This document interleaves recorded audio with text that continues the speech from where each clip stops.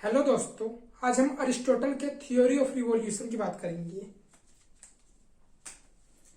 ये हम देखेंगे कि अरिस्टोटल ने रिवॉल्यूशन के बारे में क्या कहा था।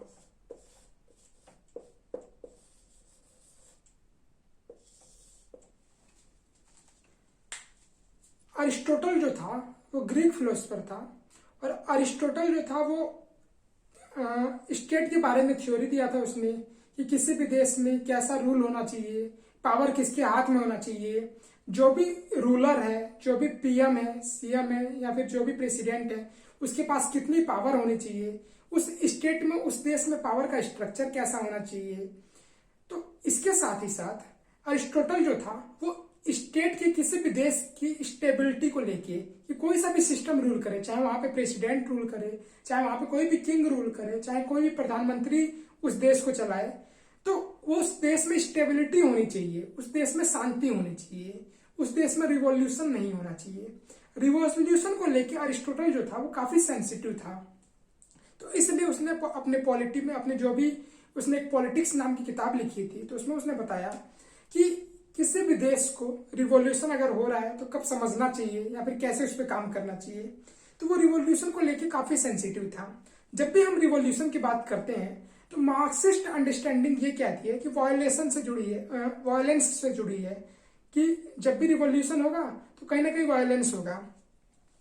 और मार्क्सिस्ट में हम क्या देखते हैं, मास्टर जो मार्क्स वाले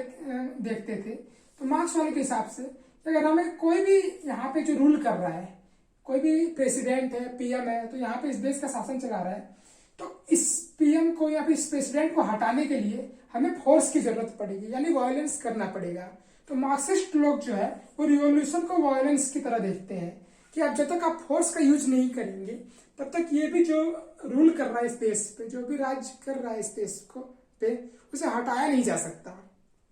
लेकिन जो अरिस्टोटल की अंडरस्टैंडिंग थी वो इससे काफी अलग थी।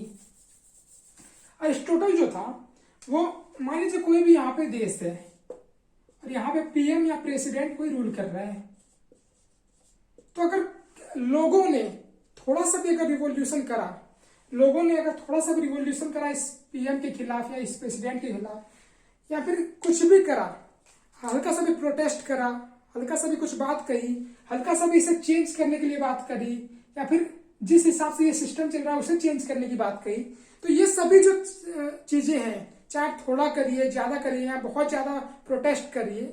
तो ये सभी जो है ये रिवॉल्यूशन की कैटेगरी में आएगा अरिस्टोटल के हिसाब से। तो इसी से समझा जा सकता है कि जो अरिस्टोटल था वो रिवॉल्यूशन को लेकर काफी सेंसिटिव था कि आप अगर हल्का सा भी प्रोटेस्ट कर रहे हैं, सरकार से डिमांड कर रहे हैं कि ये कानून लाया जाए, या सरकार से डिमांड कर रहे हैं कि इस मंत्री को हटाया जाए, तो वो सभी रिवॉल्यूशन की कैटेगरी में आएगा। तो अरिस्टोटल जो था तो उसकी कैटेगरी, उसका जो रिवॉल्यूशन को लेके सोच ये थी, वो रिवॉल्यूशन के लिए उसका मानना ये था कि किसी भी देश में जो है वो, कोई भी देश जो है वो रिवॉल्यूशन को कंट्रोल करने की कोशिश करनी चाहिए। और ये भी कहता था कि आखिर जो रिवॉल्यूशन ये हो रहा है, जो भी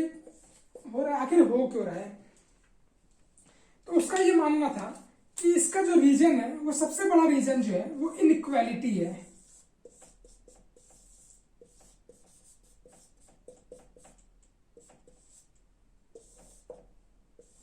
अगर किसी भी देश में अगर लोगों को लग रहा होगा कि हमारे साथ भेदभाव हो रहा है, हमारे साथ सामान बिहेव नहीं करा जा रहा है, इक्वल जो है वो बिहेव नहीं करा जा रहा है, तो उस देश के लोग जो है वो रिवॉल्यूशन करेंगे। तो कहीं ना कहीं अरिस्टोटल का मानना था कि हमें इस इनइक्वालिटी को कम करना है, इस इनइक्वालिटी पे ध्यान देना है। अब वो जो था वो रिवॉल्यूशन को लेके काफी कहता था कि उसने काफी स्टडी भी करी थी कि आखिर रिवॉल्यूशन को कैसे कम करा जा सकता है, इनइक्वालिटी को कैसे कम करा जा सकता है। तो उसका ये मानना था कि जो ये इनइक्वालिटी है वो एक तरह से रियल भी हो सकती है और एक तरह से ये इमेजिन भी हो सकती है। इसका मतलब ये होगा कि एक तो हो सकता है इनइक्वालिटी की लोग सचमुच जो है वो इनइक्वालिटी फेस कर रहे हैं किसी भी देश में, तो ये हो सकता है। और दूसरा ये हो सकता है कि एक इमेजिन, मतलब उन्हें ये फीलिंग दी जाती है, ये बनाया जा रहा है, ये प्रोपेगेंडा चलाया जा रहा है कि वो सचमुच जो है वो इक्वल फील कर रहे हैं। तो कहीं ना कहीं हमें इस चीज को कंट्रोल करने की जरूरत है। और इस इनइक्वालिटी को अगर हम दूर कर देंगे तो कहीं ना कहीं हम रिवॉल्यूशन से बच जाएंगे। तो अरिस्टोटल ये भी कहता था कि किसी भी देश के लोग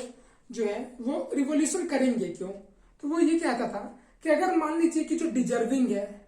जो भी अगर किसी भी चीज के लिए मेहनत कर रहा है, अगर मान लीजिए कि कोई भी उस देश का बच्चा है, अगर वो किसी भी नौकरी पाने के लिए मेहनत कर रहा है, उसने इतनी मेहनत करी, अगर उसकी नौकरी नहीं लगी तो कहीं ना कहीं वो बच्चा जो है वो रिवॉल्यूशन करेगा। और कोई और ऐसा भी बच्चा है जिसने मेहनत नहीं करी है या फिर किसी ने घूस से नौकरी पाली है, तो कहीं ना कहीं वो बच्चा जो जिसने घूस से नौकरी पाई है वो कहीं ना कहीं अनडिजर्विंग था। तो जब भी कोई भी देश